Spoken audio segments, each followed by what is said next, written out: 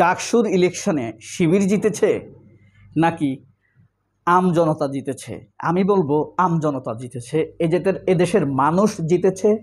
এদেশের সাধারণ সহজ সরল লিবারাল ইসলামপন্থীরা জিতেছে। হেরেছে কে?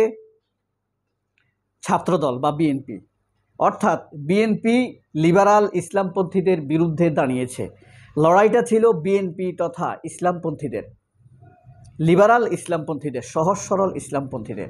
এটার নেতৃত্ব দিয়েছে 40,000 মেধাবী তরুণ, অর্থাৎ ঢাকা ইউনিভার্সিটির ছাত্রছাত্রীরা সারা বাংলাদেশের প্রতিনিধিত্ব করেছে। এটা আপনাকে বুঝতে হবে।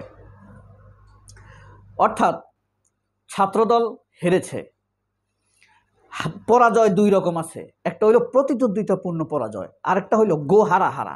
আপনি দেখেন, শিবিরের সাথে শিবির প্রতিনিধিত্ব করেছে ইসলামপন্থী লিবারালদের, লিবারাল ইসলামপন্থীদের, সাধারণ মানুষের। আর ছাত্রদল প্রতিনিধিত্ব করেছে বিএনপির, ইসলামপন্থী না। তাহলে এমন হারা হারছে, ঢাকা বিশ্ববিদ্যালয়ের ইতিহাসে শিবিরের মতো এত বেশি ভোট পেয়ে কেউ জিততে পারেনি। 28 জন প্রার্থী দিয়ে 25 জন জয়লাভ করেছে বিপুল ভোটে, মাত্র 3 জন হেরেছে।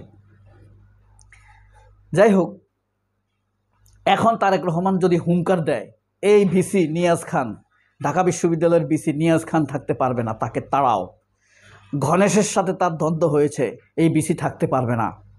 গণেশের কথা মেনে নেয়নি, ছাত্রদলের সন্ত্রাসীর কথা মেনে নেয়নি, থাকতে পারবে না। তারেক রহমানের কাছ থেকে এই হুমকি আসবে যদি তারেক রহমান এই শাহেদ আলমদের পরামর্শ শুনতে যায়। এই যে ছন্দ মিলিয়ে একটা কথা আছে, তারেক রহমান তুমি বাঁচতে চাইলে রাম বামদের তাড়াও, তারেক তুমি বাঁচতে চাইলে রাম বামদের তাড়াও, শিয়াল কুত্তা দূরে ঠেলে সামনে পা বাড়াও।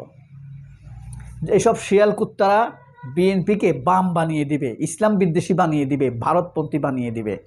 আপনি ভোট থেকে দূরে সরে যাবেন। বিএনপি অতীতে যত ভোট পেয়েছে, যত জনপ্রিয়তা ছিল, বিএনপির দলের মহাসচিবদের 4 আনার দামও নাই, কোনো অবদান নাই। এটা জিয়াউর রহমান, খালেদা জিয়ার অবদান। কোনো মহাসচিব বিএনপির জনপ্রিয়তা বাড়াতে পারে নাই, এটা তারেক রহমানকে বুঝতে হবে। শাহেদ আলমরা বিএনপির জন্য কচুও করতে পারে নাই। এই শাহেদ আলমদের কথা শুনে শুনে বিভেদ বাড়াবে। শাহেদ আলম যখন এই যে 28 তারিখ যখন প্রচারণা শুরু হয় ডাকসুর, শাহেদ আলমরা কি করছে? প্রথমে বলছে এই সেই জিতবে, শিবিরের কোনো ভোট নাই। তারপরে দেখেন বলছে যে এই ভিসি দিয়ে হবে না, ভিসিকে অপমান করলো শাহেদ আলম, হইল একটা। এরপরে এই সাবিকুন নাহার তামান্নার পোশাক স্ল্যাটিং করেছে, পোশাক বিকৃত করেছে, শাহেদ আলম এটার পক্ষে অবস্থান নিয়েছে। ফাতেমা তাসনিম জুমা, তাকে স্লাট শেমিং করা হয়েছে, সেই ফাতেমা তাসনিম জুমার বিরুদ্ধে অবস্থান নিয়েছে। নারী অবমাননাকে প্রতিবাদ করেনি, বরং ফাতেমা তাসনিমের দোষ ধরেছে শাহেদ আলম। একইভাবে শাহেদ আলম আরও কি করেছে দেখেন, এই বদমাইশ বলছে যে এই যে মোনামি টিচার, সহকারী ডিন, সহকারী প্রক্টর, তাকে স্লাট শেমিং করেছে শাহেদ আলম। এগুলো করে কি বিএনপির সুনাম হচ্ছে? এখন শাহেদ আলমের কথা যদি তারেক রহমান চলে, তাহলে ভিসিকে সরানোর জন্য একটা হুঙ্কার দিবে, ধমক দিবে। কিন্তু দেখেন, এখন দরকার হইল এই কুত্তা টুত্তাকে দূরে সরিয়ে দিয়ে সেই কবিতার মতো, তারেক তুমি বাঁচতে চাইলে রাম বামদের তাড়াও, শিয়াল কুত্তা দূরে ঠেলে সামনে পা বাড়াও। এভাবেই চলতে হবে, নয়তো খালেদা জিয়ার বিএনপিকে বাদ দিয়ে আপনি কোন বিএনপি গড়বেন? তারেক রহমান জিয়াউর রহমানের বিএনপিকে বাদ দিয়ে আপনি কোন বিএনপি গড়বেন? বিএনপির যে তুমুল জনপ্রিয়তা ছিল, সেই জনপ্রিয়তার জন্য বিএনপির কোনো নেতা নেত্রীর কোনো অবদান নাই। এরা সব শুকর কুকর। বিএনপির জনপ্রিয়তা শহীদ জিয়াউর রহমানের জন্য, বিএনপির জনপ্রিয়তা খালেদা জিয়ার জন্য। তারা এদেশের মানুষের পালস বুঝতেন। কিন্তু এই যে ভাড়াটিয়া মহাসভাপতি, ভাড়াটিয়া মব শোকার, মানে টকশোকার, এই রুমিন ফারহানা, আপনার আওয়ামী লীগের মাইয়া, তারপর আওয়ামী লীগের মাইয়া আপনার শাহেদা ওবায়েদ, এদের দিয়ে বিএনপি জীবনে জনপ্রিয়তা অর্জন করবে না। এগুলা যদি আপনি নমিনেশন দেন, এরা স্বতন্ত্রভাবে মেম্বার হইতে পারবে না। আপনি লক্ষ্মীপুরে এই যে শহীদুদ্দিন চৌধুরী অ্যানি, ওরা যদি এই স্বতন্ত্র দাঁড় করাই দেয়, আমি চ্যালেঞ্জ দিয়ে বলতে পারি ও ইউনিয়নের চেয়ারম্যানও হইতে পারবে না। সংগঠন চালানোতে সে এত অযোগ্য। তার ফ্যামিলিতে আগা গোড়া, সামনে 10 পুরুষ, পিছে 10 পুরুষ, সব আওয়ামী লীগ।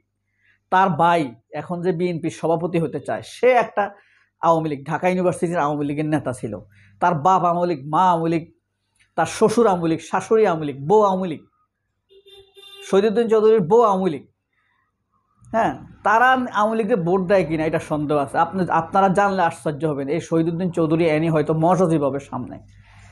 যখন খালেদা জিয়া 14 সালে ইলেকশন বয়কট করেছিল, ভোটারবিহীন নির্বাচন 5 জানুয়ারি, তখন সে আমি শুনছি, আমি ছিলাম, বলছে যে খালেদা জিয়া ভুল সিদ্ধান্ত নিছে, নির্বাচনে যাওয়া উচিত ছিল। তাহলে এইসব লোক আরামে থাকতে চায়, নির্বাচনে যায় নাই, এখন আন্দোলন করতে হবে, তাদের কষ্ট হবে। এই কারণে খালেদা জিয়ার সিদ্ধান্ত ভুল ছিল। এরা জীবনে এই কারণে, এই যে ধর কেমন নেতা শহীদুদ্দিন চৌধুরী, কত বড় নেতা না আমরা জানি, বিএনপিতে ওই বিএনপির গাঁড়ে বৈশা নেতা হয়েছে। খালেদা জিয়াকে বের করে নেতা হওয়া লাগতো, তাহলে দেখা যায় দানের শীষ ছাড়ান ভোট করুক, কচুর ভোট পাই বসে, কিচ্ছু পাবে না। এদের পারিবারিক কোনো ইয়ে নেই। ওই চৌধুরী গোলাম চৌধুরী। আচ্ছা, এরপরে দেখেন আপনার তারেক রহমানের যেসব উপদেষ্টারা আছে, রাকিবুল ইসলাম বকুল ছাত্র বিষয়ক উপদেষ্টা, এই যেদিন থেকে ঢাকা ইউনিভার্সিটিতে যাওয়া শুরু করছে, তখন থেকে ছাত্ররা জনপ্রিয়তা হারাইতে শুরু করেছে।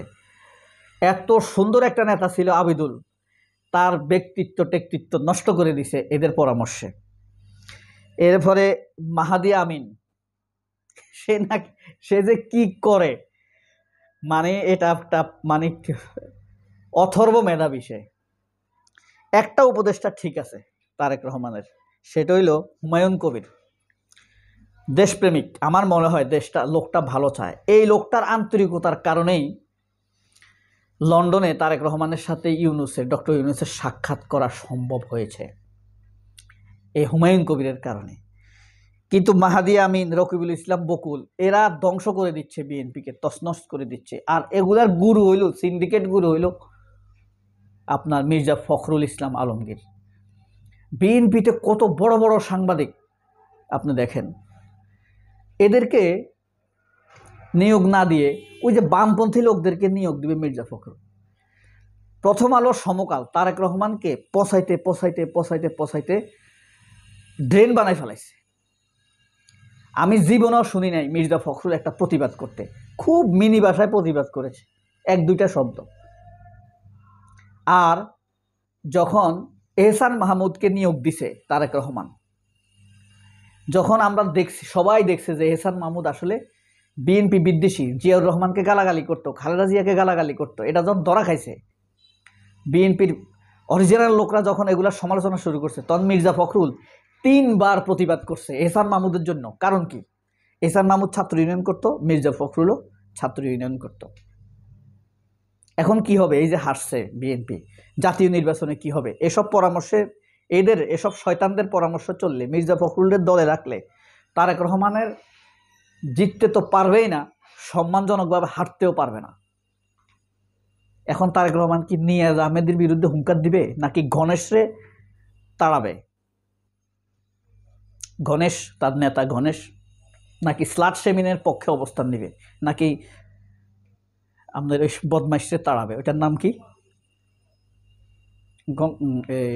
শাহেদ আলম। সবাই অনেক ভালো থাকবেন। আল্লাহ হাফেজ। আসসালামু আলাইকুম।